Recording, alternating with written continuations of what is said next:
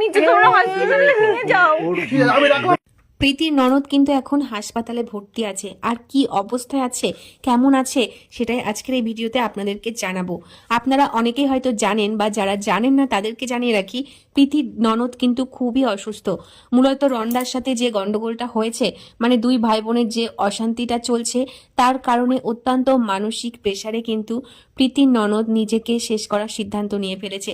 যদিও এটা অত্যন্ত খারাপ একটা সিদ্ধান্ত, বিশেষ করে সে একজন মা, এটা তার ভুলে যাওয়া কখনোই উচিত নয়।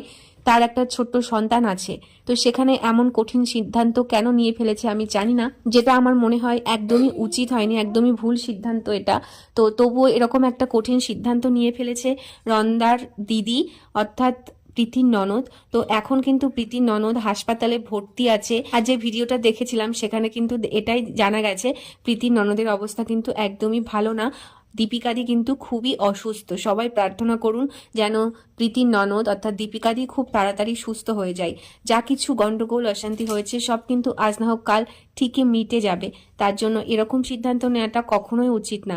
অর্থাৎ রন্দার সাথে নিজের দিদি, সেটা এখন রাগারাগি হলেও আজ না হোক কাল কিন্তু সবটা মিটে যাবে।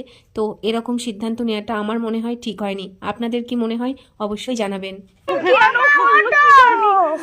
কতগুলো খাইছে, কতগুলো খাইছে, অনেকগুলো